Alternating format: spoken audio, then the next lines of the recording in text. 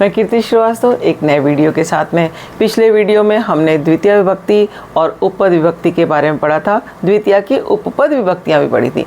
आज हम तृतीय विभक्ति और उनकी उपपद विभक्तियाँ पढ़ेंगे। अब तृतीय विभक्ति के शब्द कहाँ कहाँ प्रयोग होते हैं, किन शब्दों के साथ में प्रयोग होता है। तृतीय विभक्ति यानी करण कारक। अब सह, साकम, सार्धम का मतलब होता है साथ। किसी के साथ भी हम कोई काम करेंगे, पढ़ेंगे, लिखेंगे, जाएंगे तो तृतीय विभक्ति।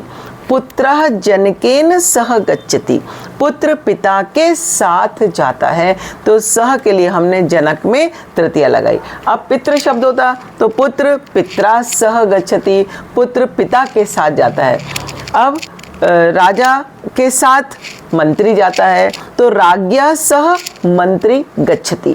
इस तरह से तृतीय विभक्ति का सह के लिए प्रयोग। सीता गीतया सह खेलती, सीता गीता के साथ खेलती है। गीता स्त्रीलिंग शब्द है तो तृतीय विभक्ति में या लगता है, तो सीता गीता के साथ खेलती है।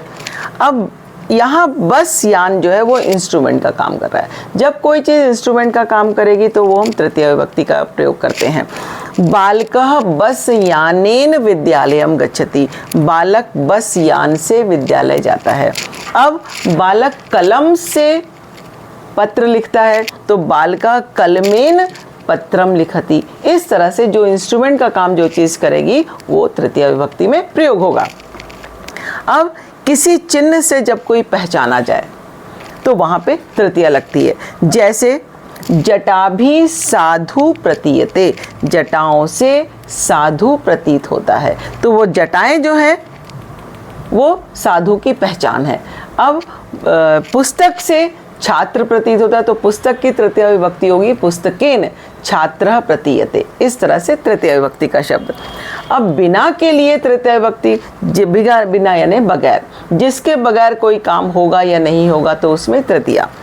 रामेण बिना दशरथ न अजीवत, राम के बिना दशरथ जीवित नहीं रहे।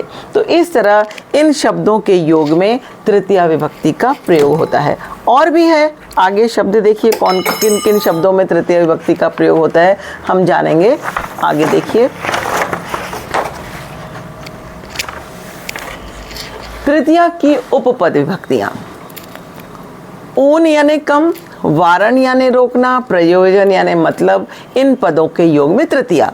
अब ऊनार्थक पद क्या है? ऊन, हीन, विहीन, न्यून, शून्य आदि। क्या है शब्द? धर्मेण हीनः विहीनः रहितः नरः पशु अस्ति। धर्मेण हीनः, धर्मेण विहीनः, धर्मेण रहितः। धर्म से हीन या विहीन या रहित मनुष्य पशु के समान है। सुवर्ण खंड माशे न्यूनम अस्ति। अब न्यून के लिए, कम के लिए हमने तृतीय विभक्ति लगाई। माशा, आप जानते हैं कि माशा का मतलब होता है किसी भी प्रेशियस मेटल के लिए जो न्यूनतम जो यूनिट होती है मेजर करने की, तौलने की, उसको माशा बोलते हैं। तो सोने का टुकड़ा एक माशा कम है, तो तृतीय विभक्ति का हमने प्रयोग किया। बलेन शून्य, बल से शून्य जनः किम करिष्यति, बल से शून्य व्यक्ति क्या करेगा। वारणार्थक यानी रोकने के लिए, जहाँ किसी को रोका जाएगा, किसी काम के लिए मना किया जाएगा, वहाँ तृतीय विभक्ति का शब्द प्रयोग होगा। अलम कोलाहलेन, शोर मत करो। अलम विवादेन, बहस मत करो। अलम कलहेन, झगड़ा मत करो। अलम वार्तालापेन, बात मत करो। अब दूसरी, किम के लिए तृतीया। असत्य भाषणेन किम, असत्य भाषण से क्या, झूठ बोलने से क्या, तो किम के लिए यहाँ तृतीय विभक्ति लगी। प्रयोजनार्थक शब्द यानी व्यसनेन किम प्रयोजन, व्यस्त करने से क्या प्रयोजन, व्यसन बुरी आदतों से क्या प्रयोजन है, कोई लाभ नहीं होता, तो बुरी आदतें हमें नहीं रखनी चाहिए, इसके लिए हमें तृतीय विभक्ति के प्रयोग करना चाहिए। आगे देखिए शब्दों में और किन किन का प्रयोग होता है।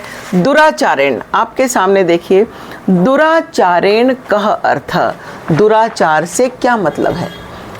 अब यहाँ पर है बधिरस्य गीतेन किम, किम के लिए फिर तृतीय विभक्ति।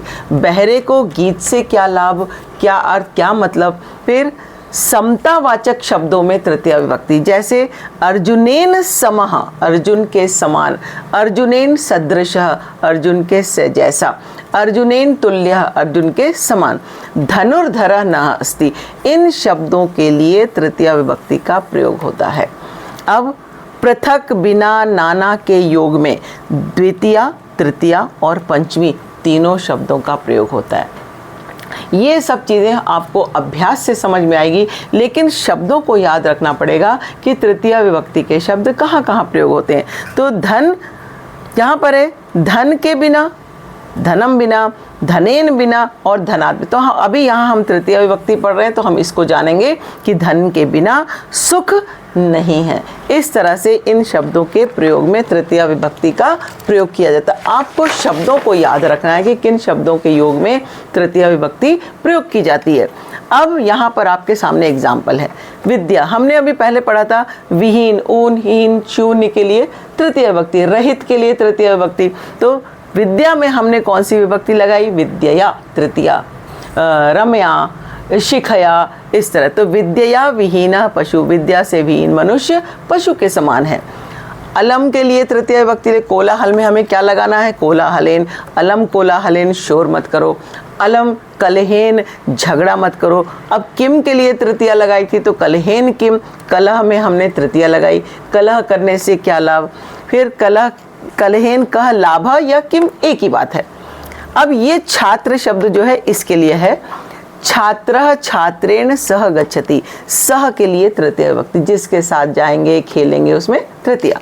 छात्र छात्र के साथ खेलता है, छात्रः छात्रेण सह गच्छति, खेलति, पठति, खादति, कोई भी क्रिया करेगा जिसके साथ में, उसमें तृतीया विभक्ति।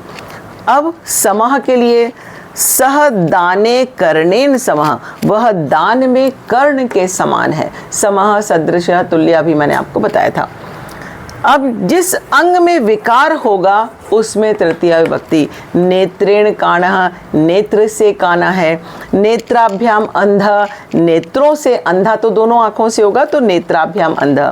पादेन खंजः, पैर से लंगड़ा। पृष्ठेन कुब्जः, पीठ से कुबड़ा यानी कुबड़ने। तो जिस अंग में विकार होगा उसको हम तृतीया विभक्ति में लिखेंगे। इस तरह से और अधिक जानकारी के लिए गायत्री संस्कृत क्लासेस से आप जुड़े रहिए।